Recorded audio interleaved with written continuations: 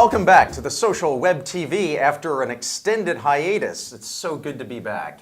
And we're back with a bang. We've got a special guest, Louis Gray. Welcome. You are an incredible blogger and early adopter and tech writer and social media, no, not social media expert. Welcome. Thank you. I would call it social media enthusiast. I think that's pretty accurate. We're definitely a tech blogger, social media hardcore user. And blogging at louisgray.com, and we'll provide a link there. We thought this show would not be so much focused on news items, although there of course continues to be a drumbeat of stuff happening. But you know, Joseph, you spoke at Google I/O recently, and you ended with a kind of big declaration. Well, it was the second year of Google I/O that they invited me to talk about sort of, you know, the state of the art of all these social web technologies. And it's sort of funny looking back at last year's talk, which was so much more about the promise of a social web ecosystem and how maybe you could imagine not having to, you know, sign up for a fresh account at every website or refriend everywhere you go. And someday in the distant future. Right. And when I look back this year, I realized, geez, we've made a lot of progress. And in fact, I was able to basically spend the entire talk demoing real integrations, the ones we've talked about on this show, of how you really can have this quite mainstream and seamless experience between websites. And so I sort of felt confident enough to declare that rather than what we've been saying, which is, you know, the web is going social and the social web is going open, that it's actually fair enough now to say that the web is social and the social web is open. And the video just got posted online, full video with all the slides, so we can link that up as well. But and I think Louis has been a great example of someone who's tried to live in that social web for all the good and bad that it has, and really make his site work together. And you know, I like you've got a lot of integrations on your blog of who's been tweeting and retweeting your posts and what is people saying on friend feed and all that kind of stuff. So I thought that'd be a natural jumping off point to sort of say, well, from the user's perspective, you know, how close are we and what's working well and what's not working well? Because it's fun to be into that meaty part of the phase and not just the, you know, aspirational goals. No, I think you're absolutely right. I think when you take a look at some of the social things that have happened on the web, you talk about a single user sign-on, you take a look at things like Facebook Connect and Google as well, having the ability to have your ID follow you wherever you go on the web. The truth is, and we've talked about it for a long time, is that the conversation has really moved. There are bloggers who say, keep all the comments on my page, that's where they belong, please give me my page views. But I recognize that's moving. And people are going to talk about your activity on Plaxo, on FriendFeed, on Twitter, and what you can either do is fight it or embrace it. And so we've really tried to participate everywhere that conversation lands. And it's really a two-piece process. The first of which is listening. You know, you have to find out where they're talking about you. And the second is participating. And I think that those people who get that right really have a real step up when the web is moving social exactly like you predicted.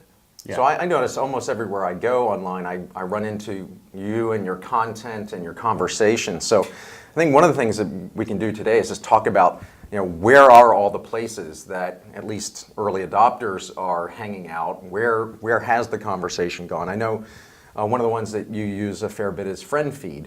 And I've used FriendFeed. I think it's really cool, and the guys who worked on it have done some great stuff. I don't find for me right now that it's part of my daily usage. How often are you there? And maybe explain a little bit about how you're using it. Right, and I think FriendFeed's very interesting. It started out really just for aggregation. I think there were a lot of tools that came out and did the same thing. What FriendFeed did for me initially was it had the aggregation plus a lot of really cool, intelligent people. And that was a good combo at first. And what they did was they added on and had the comments and the discussion capability, which a lot of other sites have had now. But they've done it in a way that really makes them kind of open, as you were saying. You know, you can pull your data in and you can send your data out. And so for me, FriendFeed isn't always the landing place. I call it the central nervous system because it pulls in all my data from all my activity, be that blogging, be that Twitter, Flickr, SmugMug, really everything that comes in shows up there. And then I can choose to re-disseminate any of that information out to Twitter and then again off to Facebook. And so what I have to understand is where is my data going when I publish it? What happens when I interact with it on some place like FriendFeed? I have to remember that the comments are also going to end up on Facebook and participate there. Right. So for me, who was an initial user of FriendFeed way back in October 2007, I've been able, kind of like the frog in the boiling water analogy, as they start to raise the temperature by adding more and more features, I've been able to handle them, take them on, learn how to use the hiding tools, the filtering. But for some people who are coming in right now, they're like, wow, there's so much to do here. How do I start? And it can be a challenge. And I think there's some work to do there, but we've really enjoyed it. I think there's in terms of friend feed, they have the best tools in terms of hiding and filtering and finding smart folks. And so as a result, there's no spamming. You don't have to block people like you do on Twitter, and it's just a good destination. I think that the issue of managing the kind of aggregation but then redistribution is a really interesting one, because I think people are finding more and more that if you want to get your content noticed by people you care about, they're not all in one place, right? And so this sort of trend of not only should I make sure that I'm tweeting out links that, hey, I have a new blog post, because maybe you're watching me on Twitter but not reading my blog, but then if I'm uploading other things like you mentioned photos and things like that, pulling those into an aggregator and then tweeting out about anything that comes into the aggregator, it sort of solves this like, oh, now do I have to pipe my Flickr into Twitter too and everything else? Right? It's sort of it's this maddening problem. And the only downside, of course, is you do end up with these sort of fragmented conversations, and it's sort of interesting to note, when is it actually good to have sort of different conversations in different places. I've been experiencing this a lot now that we have this very nice Plaxo and Facebook integration, because we get a lot of Facebook content that people would have missed showing up in their Plaxo stream and vice versa. And I think maybe just the culture or the demographics or something of the networks are different enough that you often end up with very different flavors of discussion about the same content in these different places. And so in a way that kind of works for me, as long as you're able to be notified when people are engaging in your content on various places. I think you're right on. I mean, here we are having a discussion about these open social tools. We're talking about the friend feeds and the Plaxos and the Facebooks, and there's no God-given rule that says I need to copy this down, put it in my blog, and also on Facebook because we had it. We're having this unique conversation because of who we are as individuals, just like we have unique conversations with other individuals in other places. And so you do need to understand who that community is. And you kind of fight a losing battle if you say, this is the only place I'm going to participate, follow me here. And that's something a lot of early adopters fall into. I really called it the 5 stages of being an early adopter, and I can't quote it outright. I've written about it a few times. But you kind of go through this phase of being really excited and recruiting people over to your spot. Then you kind of use it for a long time, and you start to feel like they owe you something. Like, gosh darn it, I've been using this for 2 years. You should optimize it to use my weird way. And then at the end, you're like, forget these guys. I'm moving on somewhere else, and you guys should all follow me. And that's tempting, right? I've been using some of these services for a long time. You look at Twitter, and Twitter has changed dramatically in the last 6 months, in the last 12 months, 18 months. And so for those of the people who are really early adopters on Twitter, you might be saying, I'm tired of Ashton Kutcher. I'm tired of Oprah. That's not who belongs, because it should be an early adopter type of place. But it is changing, and you do need to just kind of be flexible and stop to make sure that you don't force a thing to be the one right way. You don't try and tell people where to be. You just work with the community that's there and you listen. I think you do a great job of that. I mean, every single time I see the words, I head up marketing, I know it's you. you. A great post of like, who heads up marketing on the internet? Who heads up marketing? It's this guy. And so we watch for that, and we can see that you really listen to what's going on in just about every network. Apropos of our current discussion, my shiny new Palm Pre just notified me that someone on Twitter mentioned something about Smarr, and then I can pull it up and see it. And again, that's sort of those tools of not only how do you disseminate it, but then how do you know when somebody's talking about it so that you can go jump in. I think that's going to be an equally important and probably underserved thing. So let's talk about Twitter. I think obviously it's got this rocket to the moon kind of phenomenon, but it's also the case, I talk to a lot of different people, many of whom are not yet Twitter users, and the perception of Twitter based on the media and the actual Twitter and how I use it, very different things. So maybe if we share a little bit about how we're using it, that might be useful to people. Yeah, I was mentioning this to you the other day, but there was a recent radio program on NPR. I was talking with these people about, isn't it terrible that we've entered this age of sort of vapid exhibitionism of everyone just saying, hey, I'm brushing my teeth now, and it was sort of this very condescending view of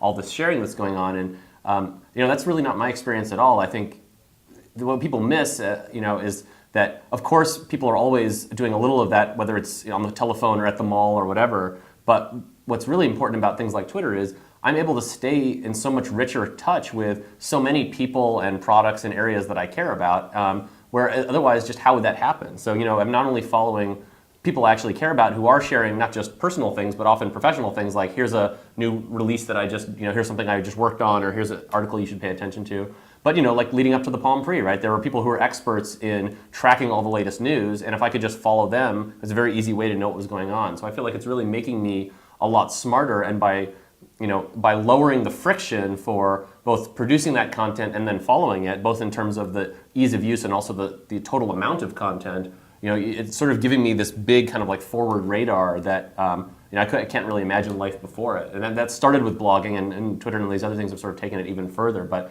that's a very different experience for me than I think is this sort of caricatured view of just listening to everybody telling you about the mundane details of their everyday lives. I think one of the things that's interesting about Twitter is it is defined by its limits, right? Twitter is 140 characters. You're not going to be able to break out of that until they change the rules. And so as a result, it kind of forces you to act a certain way and update in a certain way. And I might write a certain blog post that has 1,000 words in it, and I can't put that on FriendFeed. It would look ugly. I can't put it on Twitter because it won't fit. Right. And so I use Twitter in a different way. I usually use it for sending links out. Here is a discussion going on somewhere else. Here's something that I found. I've even set it up so that when I bookmark something on Delicious, it goes to FriendFeed and bounces to Twitter. One click bounces to 3 different places, and again to Facebook. It's kind of fun to see how that data flows. But for me, when I arrived at Plaxo today, I could just go quickly to Twitter and say, did you know they have a place called Relaxo to hang out and a place to eat called Snackso? Now, I'm not going to put that on a blog post because it doesn't make sense, but it makes sense on Twitter. Exactly. Yep. Now, the truth is, I've never updated once that I brush my teeth, and I don't want people to think that that means I don't. Right? Just because I'm not tweeting about it doesn't mean it's not happening. But what we've decided to do is you protect your online reputation. You talk about unification of IDs. It's also to be a unification of the way that you present yourself. Right. Absolutely. And so if you're not somebody who thinks that updating how many times you brush your teeth or when you go outside is something that you want to update people, then represent yourself in a different way. Well, and I think that's the point. It's like, you're going to each, in this world of everybody sharing and connecting, I think the real sort of growth that's going to happen is people taking responsibility to manage their own signal and noise ratio, right? In other words, the fact that we're all communicating is because we do have a point of view where we are doing things, we want people to know about that. But at the same time, rather than just realizing, well, everyone will manage their own information on the receiving side, you realize, well, gee, I don't want to pollute. I want to make sure people do pay attention when I have something to say, kind of like not talking too much in a meeting or something like that. So I actually don't tweet very often, but I think of myself as a very heavy user of Twitter. And my use cases are probably in many ways related to the fact that I'm a marketing guy. So I use it as a listening device, and that's typically through TweetDeck, which I have open all day long with this persistent search on the word Plaxo. I'm also using Plaxo and Facebook as filtered views into that. So, real people, real identity, they've hooked up Twitter, I'm seeing their tweets, and I know who they are, and I'm able to follow. If I look at Twitter directly, I'm following so many people that my stream is a river of noise. So I basically don't do that. It's like a nice twist on Dave Weiner's River of News, River of Noise. I like that. And then, of course, I use it in the other direction, which is when there's something I want people to be aware of, pay attention to, and that's not very often. I tweet out, hey, I've got a new blog post on this, or there's a video from Google I/O that I think people will want to see. And I think your use case is very similar to mine, to be honest. I think the way we follow people on Twitter is almost overdoing it. We intentionally auto-follow, and the reason that I do that is because I want people to have access to direct messaging. I mentioned Twitter's limits. Oh, that's a good Twitter point. defines itself by a limit, and so if I chose to only follow 300 people, that means 9,700 people who are following me could not send me a note. And I want them to be able to. I kind of feel odd if I go to somebody and I find out they're not following me. I just assume they should be, so I can send them a note and get a note back. But one thing you talked about is TweetDeck. TweetDeck is a fantastic tool, but there's a way to not be living in it all day. I use a tool called TweetBeep. And so TweetBeep at tweetbeep.com will search for any keyword you want and deliver it directly to your email. So you don't have to look at TweetDeck. It'll come right to you. Another service I use is called Backtype, and Backtype is fantastic. Backtype will search on anything. You want to search the word Plaxo in a comment on the web, it's going to get to you. Somebody mentions Plaxo on Dig, Reddit, FriendFeed, any blog comment, be that TypePad, WordPress, Blogger, you're going to find it. Another cool Y Combinator startup. Oh, it's absolutely great. I think Chris and Mike, who work on it, do a fantastic job. But TweetBeep and Backtype kind of run my email for me. We talk about a social media consumption workflow. We wrote this up once. Basically, we start out every morning in the email, just like most people. And you're going to find out everything that happened. The notifications are in there, what kind of action items, what kind of entrepreneurs have emailed me about cool news stories that are coming. And then the next step, power through Google Reader. I mean, I do that all the time. Make sure I didn't miss anything, share items. I know that those feed into just about every other social network. Then I'll hit Twitter, make sure I didn't miss anything, and then FriendFeed's last. I feel like I can only get to FriendFeed once I've completed my other tasks. Interesting. Because it's the aggregator. So it's kind of the final step. And then the rest of the day, people ask, how do you end up doing it? How do you get so visible? It's between. It's and. And so between things you get things done, small pieces you get things done, and you do things in parallel. There's no reason I should be able to watch TV without having the laptop open, right? Right. And so you look at the TV screen over the computer screen and get the stuff done, don't miss anything. Cool. It's such an interesting time. It reminds me so much of about 15 years ago when the web was very young. So many people I met at that time, and I was passionate about the web, they basically would think I was crazy because the early version of the web looked completely frivolous, a time waster. And I think so many people today who haven't dived in deep like we have hear about Twitter or Friend Feed or Plex or even Facebook to some extent and think incredible waste of time. I hold a completely different view, which is all of this stuff, when it all evolves to where it will go, is actually going to make us smarter. Totally. Because if you're wired up to a whole bunch of other people who are smart, who are discovering stuff, it's like basically newspapers completely go away.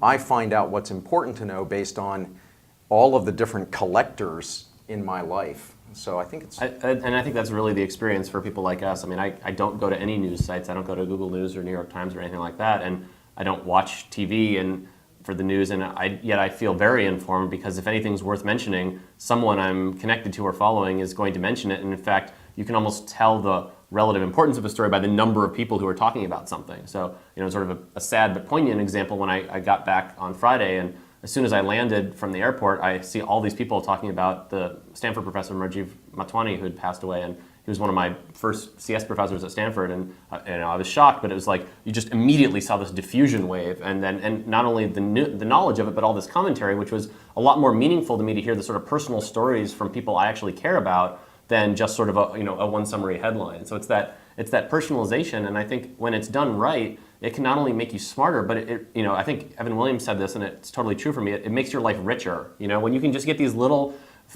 vignettes into people's lives that are doing cool things. If they're, on a neat vacation, or if they're reading something cool, or whatever is happening, it sort of enriches your life. It makes you feel more connected to them, and you're aware of more kind of neat things that are happening in the world. And I think ultimately that's a very kind of human and powerful and positive thing. I think you're absolutely right. I can't remember the last time I went to Google News to try and find out anything. I do use my Yahoo still today, but that's probably an artifact of having always had an ID for about the last 12 years. Right. But I don't really read the news in the way that we used to. We'll get our RSS feeds, and that's how I find it. If something is important in politics and news, it's going to find me through the community. Because people don't just share tech, they share everything. They share politics, sports, you're going to get it from people who you trust, hand-select it. Cool. Well, this is our little view into the early days of the emergent social web. Thanks so much for coming on for your first guest appearance, Louis. Appreciate it. Thank you. Clearly, we've got enough material to do many sequels, so let us know if you want to hear more like this. And I think this space is going to evolve so much that we want to have you back on from time to time to talk about how you're using this stuff differently, what's on the cusp that people should be paying attention to. So please make sure you join us next week and every week for another exciting episode of The Social Web TV!